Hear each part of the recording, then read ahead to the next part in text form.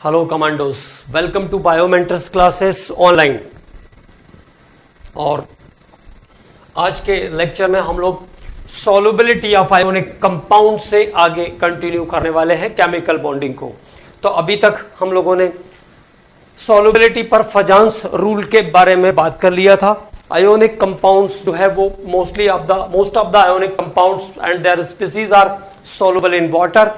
Mostly ionic compound और उनके species जो होते हैं वो वाटर सॉल्युबल होते हैं, ठीक है, क्योंकि सॉल्वेंट में डालने के बाद सॉल्वेंट की अगर ये कैपेबिलिटी है, अगर आप उसको पोलर सॉल्वेंट में डालते हो तो पोलर सॉल्वेंट जैसे वाटर की बात की थी हम लोगों ने, अपने हाई डाइलेक्ट्रिक कांस्टेंट के कारण क्या करता है, जो force of attraction, electrostatic force of attraction काम कर रहा है उसको तोड़ देता है और अट्रैक्शन फोर्स को जब ब्रेक कर देगा तो आयंस में कन्वर्ट हो जाएगा। तो in the ionic compounds in the solvent the ionic compounds are broken into ions and it is soluble. लेकिन अब इसके बाद हम लोगों ने बात किया कि कैसे सॉल्युबिलिटी को हम चेक करेंगे, तो that is by Fajans rule Z1 Z2 E square Z1 Z2 E square by dr square. This is the Fajans rule for solubility of ionic compound. ये आयोनिक कंपाउंड की सॉल्युबिलिटी से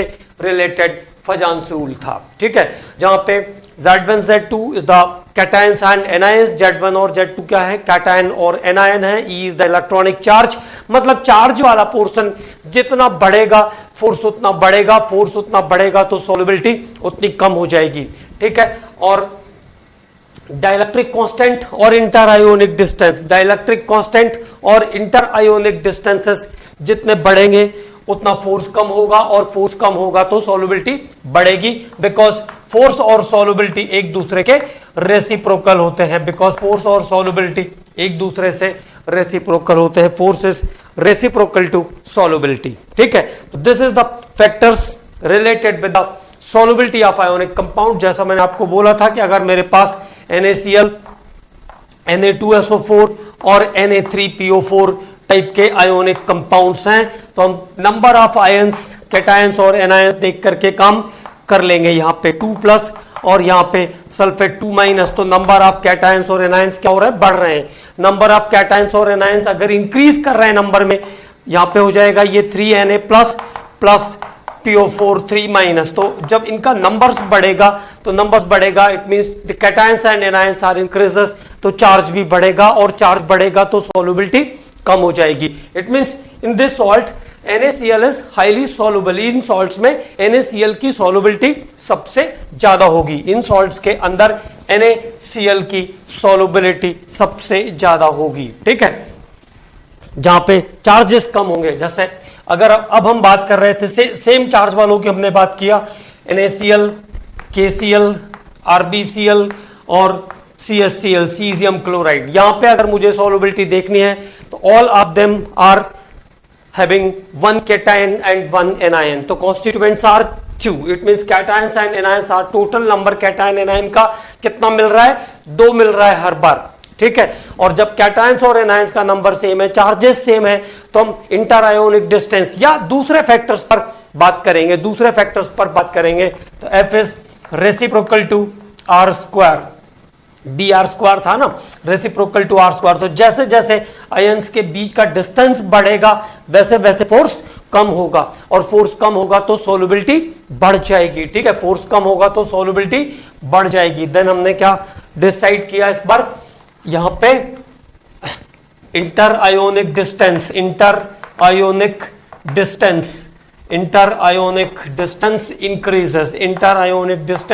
increases, आयनों के बीच की दूरी बढ़ रही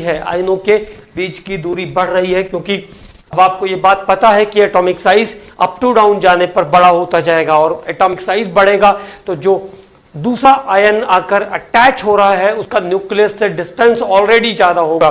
तो this is the inter ionic distance. तो इंटर आयोनिक डिस्टेंस बढ़ेगी तो फोर्स ऑफ अट्रैक्शन कम होगा, force of attraction decrease, force of attraction क्या हो जाएगा इस बार, अभी डिक्रीज हो जाएगा, और फोर्स ऑफ अट्रैक्शन डिक्रीज होगा तो सॉल्युबिलिटी इंक्रीज हो जाएगी, सॉल्युबिलिटी इंक्रीज, तो सॉल्युबिलिटी बढ़ जाएगी, मतलब इन सॉल्ट्स में से caesium chloride as compare to others ज्यादा सोल्यूबल होगा। The solubility of caesium chloride is higher as compare to other salts. Okay, तो due to inter ionic distance, ऐसा इंटर आयोनिक डिस्टेंस के कारण होगा। तो it is according to rule, ये तो वो बात थी जो रूल के अकॉर्डिंग चल रही है, जो फजन्स रूल को ओबे कर रही है। And now some ionic compounds and some species are insoluble in water. अब हमें बात करना है इसके एक्सेप्शनल केस के बारे में, ठीक है, exceptions of solubility of ionic compound। तो exception of solubility of ionic compound पर जब हमको बात करना होगा तो हम अब मतलब जो रूल्स को ओबे नहीं करेंगे उनकी बात कर रहे हैं। तो some ionic compounds, some ionic compounds, some ionic compounds are insoluble in water, some ionic compounds are insoluble in water. कुछ ऐसे आयोनिक कंपाउंड हैं जो वाटर में सोल्यूबल नहीं है, इनसॉल्युबल इन वाटर। लाइक सबसे इंपॉर्टेंट बेरियम सल्फेट, बहुत बार question आता है इस पे, barium sulphate, calcium fluoride, AgCl, AgBr, देखने पर ये प्लस माइनस चार्ज लग रहे हैं, है ना, चार्ज रहते भी हैं लेकिन सोल्यूबल नहीं है। Ag plus, AgBr, AgCl, AgI, species of lead PbCl2, PbO। तो लैड के जो स्पीसीज हैं वो भी वाटर के अंदर इनसॉल्युबल होते हैं। तो some of the ionic compound and species are insoluble in water. ये आयोनिक कंपाउंड और स्पीसीज वाटर के अंदर इनसॉल्युबल हैं, are insoluble in water because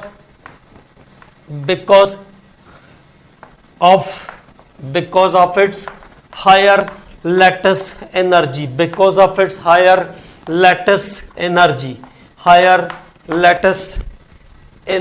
because of its higher lattice energy than its hydration energy, because of its higher lattice energy than its hydration energy।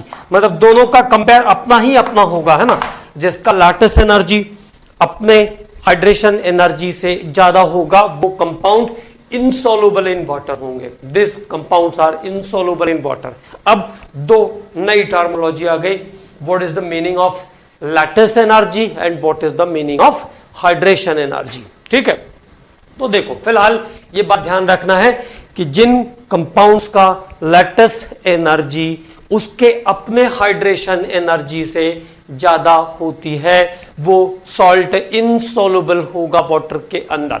तो higher the lattice energy less the solubility, higher the lattice energy less the solubility. एक बात हो गई, तो क्या ध्यान रखना है, higher the lattice energy as compare to hydration energy भी आप कह सकते हो यहां पे, है ना। तो higher the lattice energy, higher the lattice energy, higher the lattice energy as compared to hydration energy, as compared to its hydration energy लिख देता हूं मैं ताकि ये क्लियर रहे कि वो सेम सॉल्ट के लैटिस और हाइड्रेशन एनर्जी को मैच करना है, क्योंकि ये बहुत कंफ्यूजिंग टाइप का टॉपिक है ना। Higher the lattice energy as compare to its, higher the lattice energy as compare to its hydration energy, hydration energy, higher the lattice energy as compare to its hydration energy. Okay, तो salts are insoluble, ऐसे salt कैसे होंगे, salts are insoluble, तो ऐसे salt कैसे होंगे, insoluble होंगे। अब अगर किसी सॉल्ट को सॉल्युबल होना है तो उसकी क्या कंडीशन हो जाएगी, ऑपोजिट कंडीशन हो जाएगी, higher the hydration energy as compare to its lattice energy, higher the hydration energy as compare to its lattice energy. तो फॉर सोल्युबल और सोल्युबल, हाँ ठीक है, फॉर सोल्युबल सॉल्ट, अगर किसी सॉल्ट को सोल्युबल होना है, घुलना है, तो क्या होगा, higher the hydration energy, higher the hydration energy, higher the hydration energy, higher the hydration energy as compared to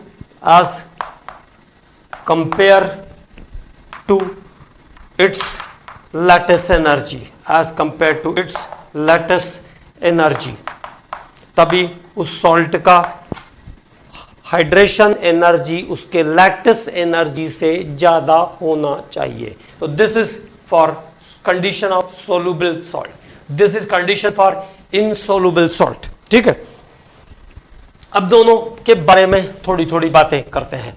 lattice energy क्या होती है और हाइड्रेशन एनर्जी क्या होती है. तो लैटिस एनर्जी, पहले हाइड्रेशन एनर्जी, जब कोई आयन गैस स्टेट में वाटर के साथ कंबाइंड होता है, वाटर मॉलिक्यूल के साथ कंबाइंड होता है, तब जो वो एनर्जी रिलीज करता है उसको हम कहते हैं हाइड्रेशन एनर्जी. तो बात करते हैं हाइड्रेशन एनर्जी के डेफिनेशन के बारे में. Energy release, amount of hydration energy की बात कर ले पहले. Hydration energy, hydration energy, amount of energy, amount of energy released, amount of energy released as ionic substance, as ionic substance, as ionic substance, as ionic substance dissolve, as ionic substance is dissolved and its constituents ions are hydrated. Amount of energy released as ionic substance dissolved, as ionic substance dissolved and its constituents and its constituent at as is its constituents, as its constituent ions are hydrated, as its constituent ions are hydrated.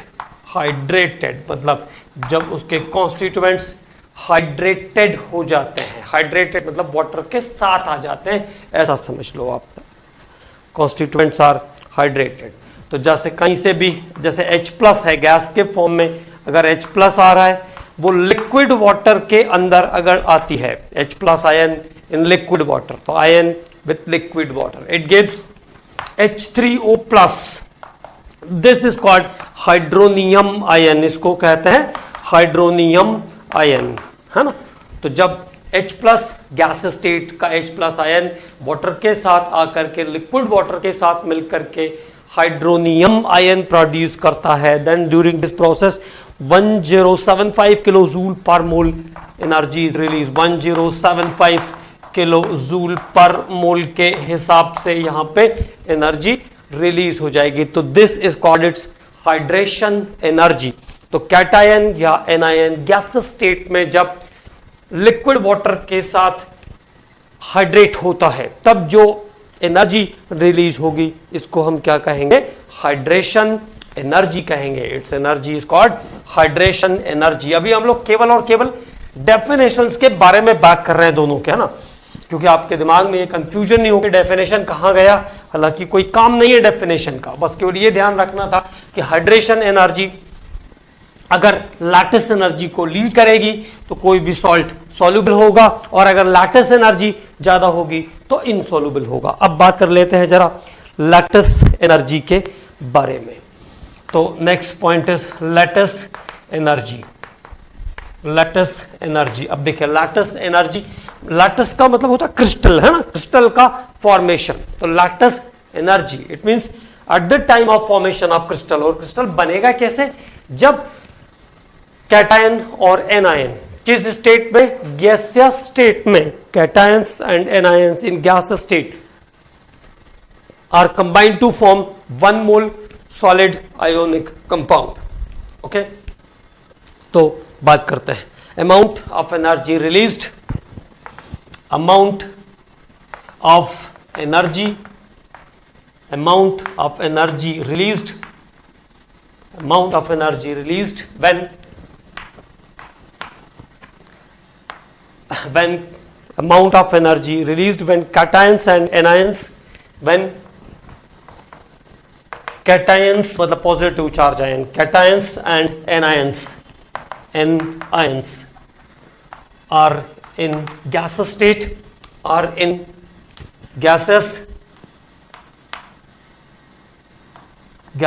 state, are combined to form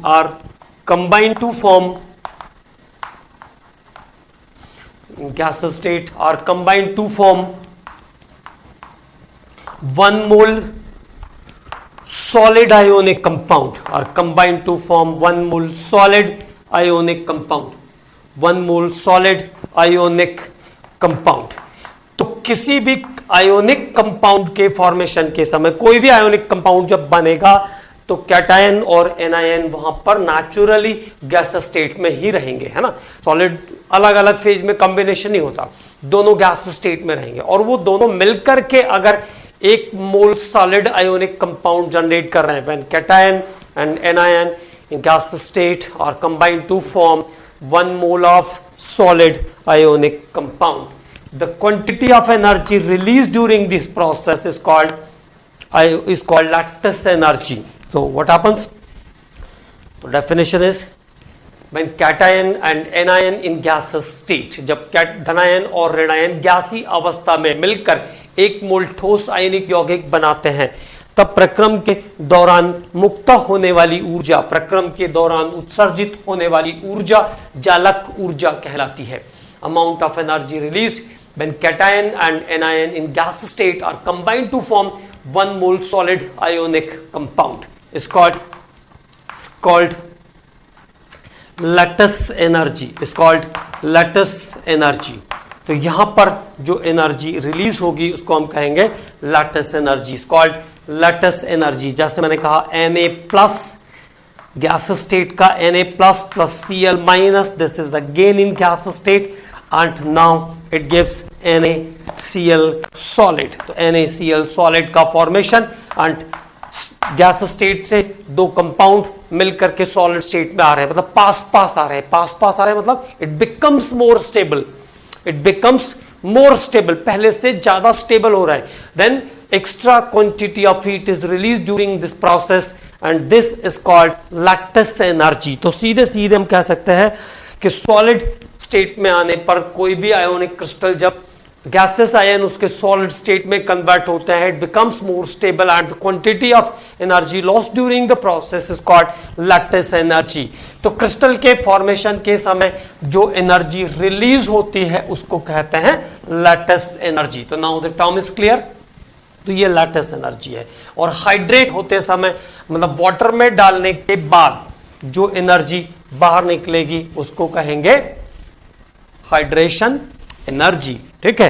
तो जब water के साथ combined होते हैं तब जो energy निकलती है उसको कहते हैं हाइड्रेशन एनर्जी. तो मैंने आपको बताया कि वो क्रिस्टल्स जिनकी लैटिस एनर्जी उसके हाइड्रेशन एनर्जी से ज्यादा है, it is lattice energy is higher than its hydration energy, it is insoluble in water. तो वो क्रिस्टल्स वाटर के अंदर insoluble होते हैं, that crystals are insoluble in water. अगर फर्स्ट ग्रुप की बात करें हम कुछ क्रिस्टल्स की, जैसा मैंने आपको बताया कि आप सेकंड ग्रुप में अब आपको क्या ध्यान रखना है, सेकंड ग्रुप में आपको एक पॉइंट ध्यान रखना है. जैसे आप बेरिलियम सल्फेट से चले, beryllium sulphate, magnesium sulphate, calcium sulphate, strontium sulphate और बेरियम सल्फेट. तो पहली बात आपको क्या ध्यान रखना है, अब ये फजांस रूल का एक्सेप्शन है, नीचे जाने पर नॉर्मली साइज बढ़ता है और साइज बढ़ेगा तो सोलुबिलिटी बढ़ना चाहिए, but in case of this type of crystal in the second group sulfate the lattice energy of the crystals are increases और इनकी lattice energy बढ़ती जाती है. मतलब क्या होता है, जब गैसेस आयन कंबाइंड करके सॉलिड कंपाउंड बनाते हैं, सॉलिड क्रिस्टल बनाते हैं, a huge amount of energy is release, लगभग पूरी एनर्जी बाहर निकल गई। और जितनी एनर्जी कम हो जाएगी इट बिकम्स मोर स्टेबल, उतना ही ज्यादा स्टेबल हो जाएगा क्रिस्टल, और जब स्टेबल हो जाएगा तो सॉल्युबिलिटी कम हो जाएगी, ठीक है ना। जैसे मान लीजिए किसी के पास बिल्कुल भी एनर्जी नहीं और उसको हम स्विमिंग पूल में डाल दे तो वो कैसे तैरेगा, बिल्कुल नहीं तैर पाएगा ना, डूब जाएगा, ठीक। तो लाइक दिस, तो यहां पे अपोजिट आयोनिक कंपाउंड है तो इसको सॉल्युबल तो होना चाहिए, वो एक नेचुरल बात है कि आयोनिक कंपाउंड है तो सॉल्युबल होना चाहिए, लेकिन यहां पे बेरिलियम सल्फेट जो है वो सॉल्युबल है, ठीक है। मैग्नीशियम कैल्शियम जो है वो लेस सॉल्युबल है, लेस सॉल्युबल, तो सॉल्युबिलिटी कम होती जा रही है, मैं ऐसा लिख देता हूं, solubility decrease, solubility decrease.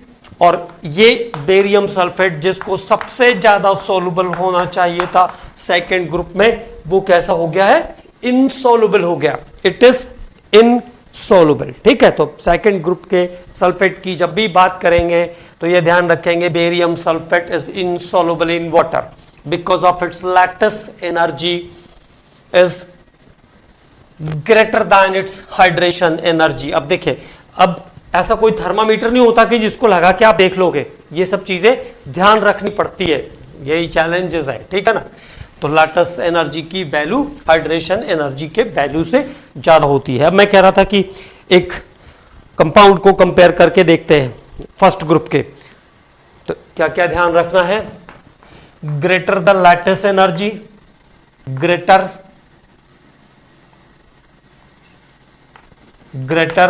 The lattice energy, greater the lattice energy, greater the lattice energy, more the melting point, more the melting point, मतलब ये भी ध्यान रखेंगे कि जिसकी लैटिस एनर्जी ज्यादा होगी उसका मेल्टिंग पॉइंट भी बढ़ जाएगा। Greater the lattice energy, more the melting point, more the melting point, more the melting point, more the melting point, less the solubility, less the solubility, उन कंपाउंड की solubility कम हो जाएगी, less the solubility, less the solubility। जैसे हम लोग बात कर रहे थे फर्स्ट ग्रुप के हैलाइड के बारे में, तो फर्स्ट ग्रुप के हैलाइड्स लाइक लिथियम क्लोराइड, तो अगर हम लिथियम क्लोराइड की बात करें, sodium chloride, lithium chloride, sodium chloride, potassium, rubidium chloride और सीजियम क्लोराइड। लेकिन वैल्यूज का ध्यान रखना है, वैल्यूज से चीजें याद कर पाना बहुत मुश्किल रहता है, ठीक। वो तो हम इसलिए करते हैं ताकि कॉन्फिडेंस लेवल बना रहे कि हाँ ठीक है, इसके बारे में मुझे आइडिया है कि ये कैसे हुआ था, इसलिए केवल, है ना। तो लैटिस एनर्जी, अब बात करते हैं इसके लैटिस एनर्जी की, सबके लैटिस एनर्जी की बात करते हैं, तो लैटिस एनर्जी इसकी minus 845 minus 770 minus 703 minus 703 minus 674 और माइनस 644 माइनस 644। अब हाइड्रेशन एनर्जी देखिए इसकी, हाइड्रेशन एनर्जी,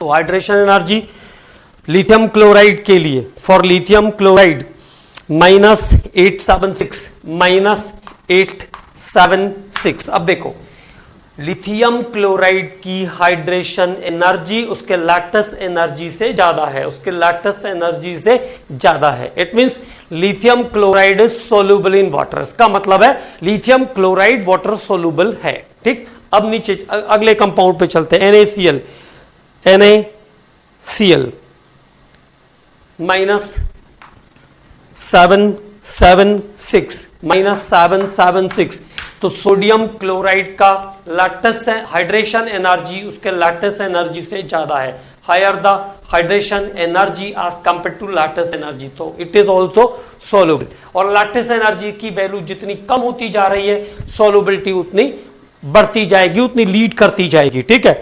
तो दिस इज अबाउट दैट, है ना।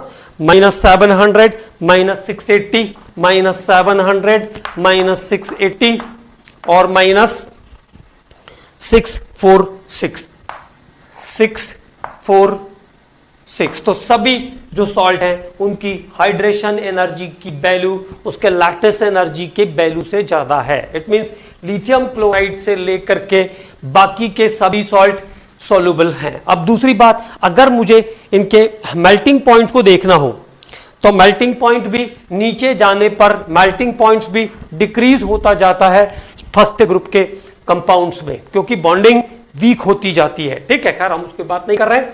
तो अब क्या ध्यान रखना है, लैटिस एनर्जी से हाइड्रेशन एनर्जी सभी सॉल्ट की ज्यादा है। It means all the salt, all the halide of lithium क्लोर, all the chloride of the first group are soluble in water. सभी क्लोराइड जो है फर्स्ट ग्रुप के वो वाटर सोल्यूबल होंगे। लिथियम क्लोराइड से लेकर के सीजियम क्लोराइड तक सभी क्लोराइड सोल्यूबल होंगे, क्योंकि उनकी लैटिस एनर्जी कम है as compare to hydration energy. ठीक है, अब अगर फ्लोराइड्स की बात करते हैं इसी केस में तो ध्यान रखना है, lithium fluoride is sparingly soluble in water. Lithium fluoride is sparingly soluble in water. Sparingly soluble का मतलब होता है अल्पा विलेय, less soluble.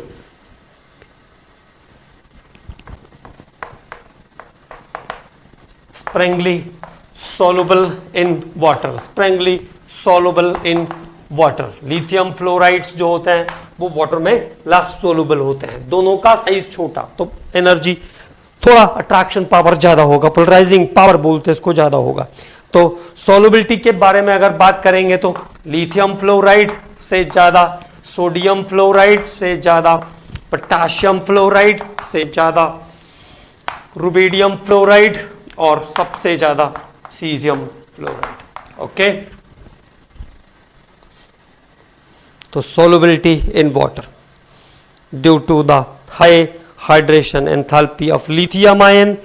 Lithium halides are high hydration energy of lithium ions. Lithium halides are soluble in water. Okay, lithium fluoride जो है वो Sprüngli soluble है और बाकी सभी जो इसके हाइलाइट्स हैं वो हाईली सोल्यूबल हैं। तो this is the factor of lattice energy and hydration energy. अब how to calculate the lattice energy, हालांकि ये कॉम्पिटिटिव एग्जाम्स के हिसाब से तो अच्छा कम पॉइंट नहीं है, बट हम लोग बात कर लेते हैं how to calculate the lattice energy. Calculation of lattice energy, calculation of lattice energy, calculation of lattice energy, जालक ऊर्जा की गणना। Calculation of lattice energy, how to calculate the lattice energy, है ना। लैटिस एनर्जी हम कैसे निकाल सकते हैं, तो देखो जैसे मान लो मेरे पास दो कंपाउंड हैं, है ना। एक चलो सोडियम मेटल है मेरे पास, तो कैसी होगी, सॉलिड, और क्लोरीन मॉलिक्यूल्स है मेरे पास। क्लोरीन मॉलिक्यूल्स कैसे हैं, गैसियस हैं। Chlorine molecules in the gases state. Okay, two different things is there, that is sodium and chlorine. और मैंने आपको बताया कि what is the condition for combination, both are in gases state, both are in gases state and both are in form of ions. दोनों को gases state में होना है और दोनों को आयंस के फॉर्म में होना है, then only combination takes place, तभी कॉम्बिनेशन हो सकता है। तो व्हाट इज द कंडीशन, तो देखो पहले सोडियम की बात कर लें। For sodium, for Na solid, तो Na कैसा है मेरे पास, सॉलिड है। तो पहला स्टेप क्या आएगा, सॉलिड सोडियम से सोडियम वेपर्स, सॉलिड सोडियम से सोडियम वेपर्स। तो enthalpy of sublimation, this is called enthalpy of sublimation. Sublimation मतलब किसी सॉलिड को वेपर्स में कन्वर्ट करना, किसी सॉलिड को सबलाइम करना, मतलब उसको वेपर्स के फॉर्म में लाना। तो this is called enthalpy of sublimation. इसको क्या बोलते हैं, एंथैल्पी ऑफ सब्लिमेशन। ठीक है, तो एंथैल्पी ऑफ सब्लिमेशन से क्या होगा, सॉलिड जैसे सोडियम है तो सोडियम सॉलिड से कहां चला जाएगा सबलाइम करने पर?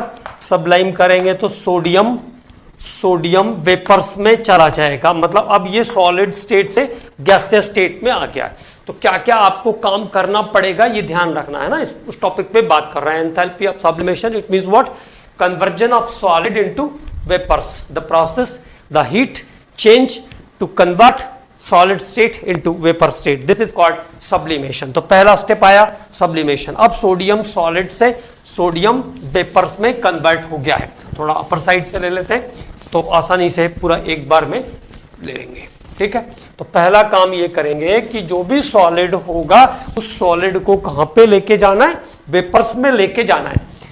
तो Na solid to Na vapours, और एंथैल्पी हीट चेंज को क्या काम है? Sublimation, okay. तो सोडियम गैसेस स्टेट में आ गया, तो सोडियम गैसेस स्टेट में आ गया, ठीक है। सोडियम वेपर्स, हमें क्या चाहिए? सोडियम आयन चाहिए। तो sodium vapours, ionisation energy, if 1 electron is required, remove, that is ionisation energy 1। 2 चाहिए तो आयोनाइजेशन 1, आयोनाइजेशन 2 दोनों लगेगी तब, तो that is ionisation 1 to sodium vapours, sodium cation, and now it is ready to combine. तो sodium वाले में 2 step लगा, मेटल से सॉलिड से वेपर्स, सॉलिड से वेपर्स, और फिर वेपर्स में आयोनाइजेशन एनर्जी देकर उसको मैंने कैटायन में चेंज कर लिया, कैटायन। तो this is the ionisation energy, ठीक है, कैटायंस में कन्वर्ट किया। अब बारी आई क्लोरीन की, तो वो ऑलरेडी गैसेस स्टेट में तो है, तो गैसेस स्टेट में है तो इट मींस सब्लिमेशन वाली एंथैल्पी उसमें नहीं लगेगी। तो पहली कौन सी एंथैल्पी लगेगी? डिसोसिएशन एंथैल्पी लगेगी। तो Cl2 to Cl, Cl2 to Cl bond dissociation, तो यहां पे कौन सी एंथैल्पी चाहिए?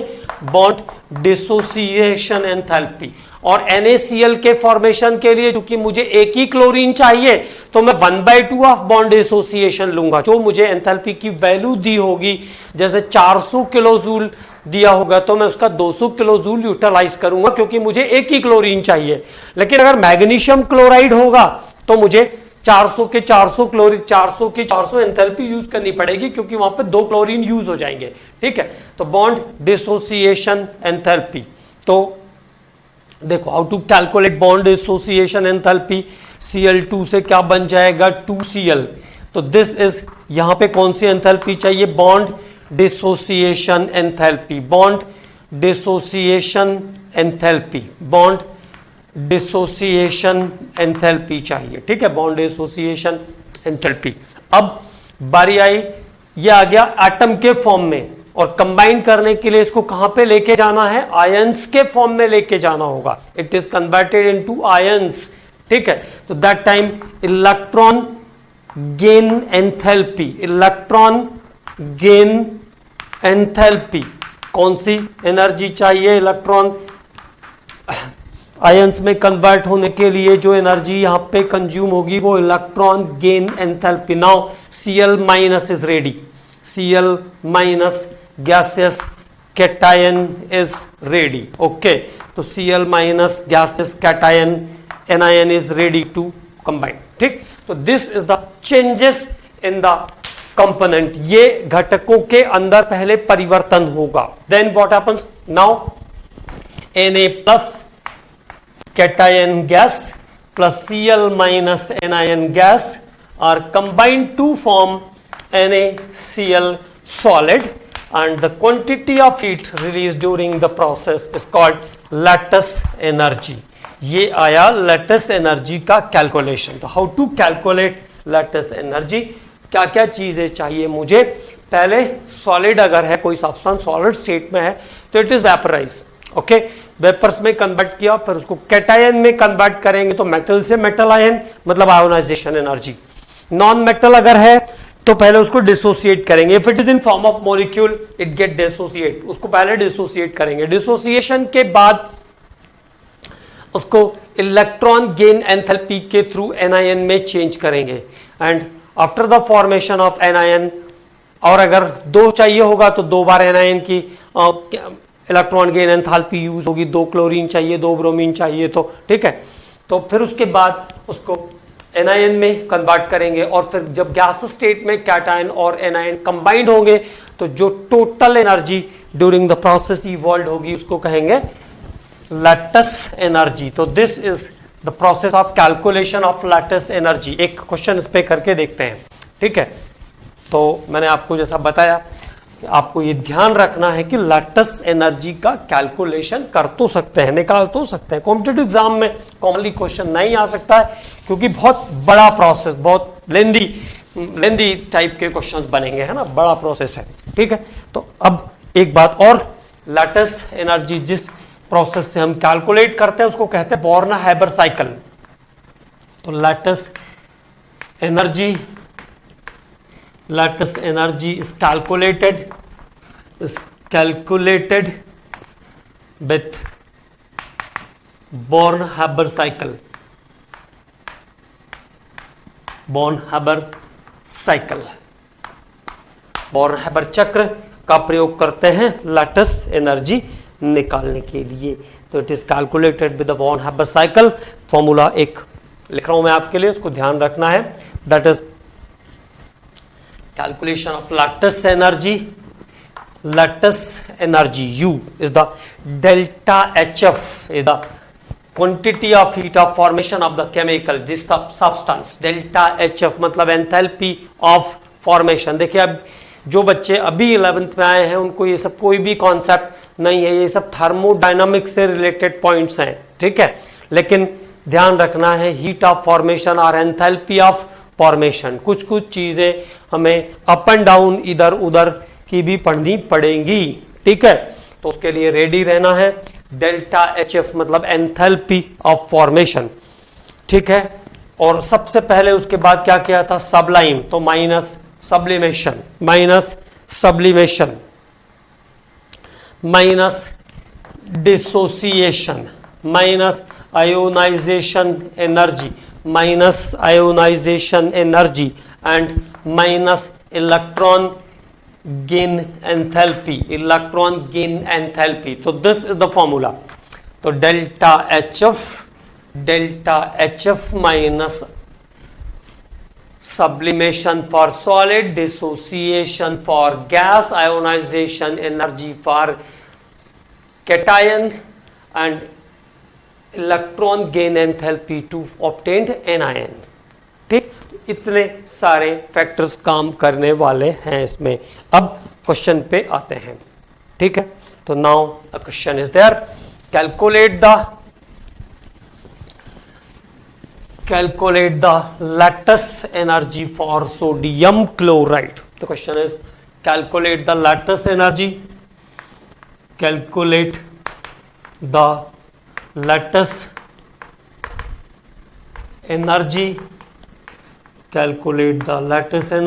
for NaCl। NaCl के लिए lattice energy की कैलकुलेशन करनी है और डाटा आपको गिवन है। Calculate the lattice energy for sodium chloride और उसमें सब्लिमेशन एंथैल्पी, पहला सब्लिमेशन एंथैल्पी। तो सब्लिमेशन एंथैल्पी किसके लिए होगी, सॉलिड टू वेपर्स के लिए। Sublimation enthalpy 1 for sodium equal to 108.5 kilojoule per mole, 108.5 kilojoule per mole. Okay, ionisation energy for Na to Na plus 495.2 ionisation. तो मेटल के लिए तो 2 ही चाहिए। डिसोसिएशन, तो dissociation for chlorine Cl2, dissociation for chlorine is 243। तो हमको कितना लगेगा ये ध्यान रखना है, हाफ ऑफ डिसोसिएशन की जरूरत होगी, हाफ ऑफ डिसोसिएशन चाहिए होगा क्योंकि एक ही क्लोरीन लगेगी, ठीक है। तो dissociation electron gain enthalpy, electron gain enthalpy for chlorine is -384.3, -384.3, -348.3, 348.3, 348.3 is the electron gain enthalpy for chlorine. ठीक है, और एक और चाहिए ना formation, delta H F, delta H F, delta H F भी चाहिए है ना. Enthalpy, calculate the lattice energy for sodium chloride, lattice energy for sodium chloride. Delta H F for NaCl, enthalpy of formation of sodium chloride is -381, -381.8, 381.8. Now अब formula, तो formula याद आया, delta U equal to delta H F सबसे पहले minus sublimation -1/2 of dissociation लगेगा यहाँ पे, minus ionisation enthalpy minus electron gain enthalpy. This is the formula, ये पूरा फॉर्मूला है मेरे पास. तो delta H F is what, -381.8. तो इसको थोड़ा रब कर ले, अब इसका कोई काम तो है नहीं. This is the data, given data. अब इस फॉर्मूले पर आपको काम करना है. तो माइनस डेल्टा, तो U equal to delta H F, तो डेल्टा एच एफ था -381.8, -381.8 माइनस सब्लिमेशन, तो सब्लिमेशन कितना है -108.5, -108.5 डिसोसिएशन ऑफ क्लोरीन. तो एक ही क्लोरीन चाहिए मेरे को, तो दोनों का जो डिसोसिएशन था उसका हाफ ले लेंगे. तो 243.5 था, 243 था, तो -1/2, 243, 243. ऐसा 1/2 क्यों किया मैंने, क्योंकि मुझे सिंगल क्लोरीन चाहिए and there is 2 chlorine Cl2 के फॉर्म में था. -4, दिस इज, ये हो गया आपका delta H F, this is sublimation, this is dissociation. अब चाहिए इलेक्ट्रॉन गेन एंथैल्पी, तो इलेक्ट्रॉन गेन आयोनाइजेशन, पहले आयोनाइजेशन, तो that is -495.2, -495.2 minus electron gain enthalpy, minus electron gain enthalpy. It is minus, it is in minus and in question minus. तो minus minus कैसा हो जाएगा, plus हो जाएगा. ध्यान रखेंगे, साइन भी माइनस था और इसकी वैल्यू भी माइनस में है, तो this is minus minus plus. तो 348.3, 348.3. तो ओवरऑल इतना प्रोसेस करना पड़ेगा तब जाकर के लैटिस एनर्जी निकलेगी and this is called born-Haber cycle. मैंने कहा जैसे AlCl3 है तो 3 क्लोरीन की जरूरत पड़ेगी, तो 1/2 कर दिया तो आपने 1 क्लोरीन के निकल गई, फिर उसको 1 वाले को 3 से मल्टीप्लाई कर दीजिए. MgCl2 है अगर, तो 2 क्लोरीन की जरूरत पड़ेगी, तो वहां पे क्या करेंगे, क्लोरीन की वैल्यू को 2 से, जैसे क्लोरीन कितने थे, 2 था ना, 243 था, तो पूरा का पूरा 243 रख लेंगे क्योंकि वहां पे हमें दोनों क्लोरीन की जरूरत पड़ेगी. तो this data is after calculation -758.7, -758.7 kilo joule per mole, kilo joule per mole. Okay, तो this is kilo joule per mole. ठीक है, एक और क्वेश्चन करते हैं इस पे. अब जब क्वेश्चन यहां तक करके लाए हैं तो एक और क्वेश्चन कर लेते हैं. मुझे पता है कि दिस ऐसा लग रहा होगा कि बहुत बोरिंग टाइप की क्लास हो गई आज की, बट समटाइम कुछ बार ऐसा होगा, कई बार ऐसी सिचुएशन आएगी जहां पे हमको इस टाइप की सिचुएशन को फेस करना पड़ेगा. हर बार तो इंटरेस्टिंग नहीं हो सकती है. ठीक है, तो अब MgF2 के लिए और निकालना सीख लेते हैं। MgF2 तो देखो क्या क्या चेंजेस आएगा। मैग्नीशियम सॉलिड से पहले मैग्नीशियम वेपर्स, लेकिन यहां पे आयोनाइजेशन एनर्जी की दो वैल्यू आएगी, आयोनाइजेशन 1, आयोनाइजेशन 2, क्योंकि एक बार में एक इलेक्ट्रॉन, एक बार में एक इलेक्ट्रॉन, +1 +1। तो Mg2+ चाहिए मुझे, Mg2+ चाहिए, और साथ में फ्लोराइड माइनस, और फ्लोराइड माइनस में जो F2 होगा डिसोसिएट करेगा F2 की पूरी डिसोसिएशन हम रख सकते हैं इस बार, क्योंकि हमें 2 फ्लोरीन चाहिए MgF2 में। ठीक है, तो देखो enthalpy of sublimation, enthalpy of sublimation, तो डेल्टा S सब्लिमेशन रख देता हूं मैं। Enthalpy of sublimation delta H sublimation कितना है, 146.4, 146.4 ionisation energy 1, ionisation energy 1 737 kilojoule per mole, 737 kilojoule per mole. Ionisation energy 2, ionisation energy 2 1449 kilojoule per mole. तो this is the 2 ionisation energy for magnesium. Dissociation 158, dissociation energy 158। Electron gain enthalpy, अब electron gain enthalpy मतलब 1 by 1, तो 2 electron gain enthalpies भी लगेगी, 2 electron gain enthalpy. Dissociate करते समय तो F2 था ही, तो 2F का एक साथ गेन कर लिया, लेकिन इलेक्ट्रॉन गेन एंथैल्पी की भी 2 वैल्यू आएगी, F-, ठीक है, एक F-, दूसरा F-, क्योंकि 2 फ्लोरीन है। ठीक, तो डिसोसिएशन इलेक्ट्रॉन गेन एंथैल्पी -328, तो ये वैल्यू 328 2 से मल्टीप्लाई हो जाएगी, और डेल्टा HF जो है फॉर्मेशन की जो एंथैल्पी है यहां पे, द फॉर्मेशन इज -1096.5, तो this is the formation. Now the formula in MgF2 के लिए जा रहे हैं हम लोग, तो सबसे पहले डेल्टा HF -1096.5, देन सब्लिमेशन, तो सब्लिमेशन इज -146.5, 146.4 था, 146.4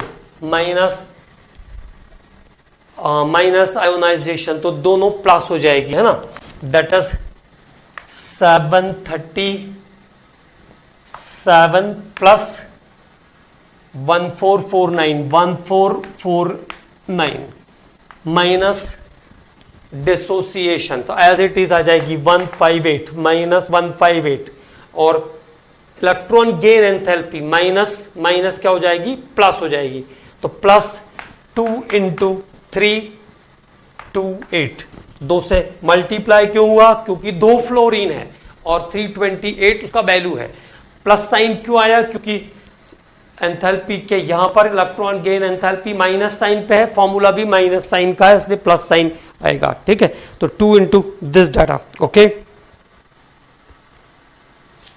तो हाँ ठीक है, एवरीथिंग इज राइट नाउ।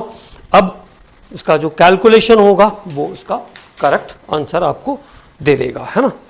तो देयर इज -2931.7, तो एक बार आप इसको चेक जरूर कर लीजिएगा, -2931.7। तो this is the procedure of calculation of lattice energy. ये लैटिस एनर्जी को कैलकुलेट करने का प्रोसीजर है। This is procedure of calculation of lattice energy. Okay commandos, और नेक्स्ट लेक्चर में कोवेलेंट बॉन्ड हम लोग स्टार्ट करेंगे, तो वहां से फिर से इंटरेस्टिंग रहेगा, लेकिन ऐसा ध्यान रखना है कि कहीं के बीच बीच में कुछ चीजें ऐसी आएगी और इनको भी हमें सीखना है, ठीक है ना। Okay, thank you.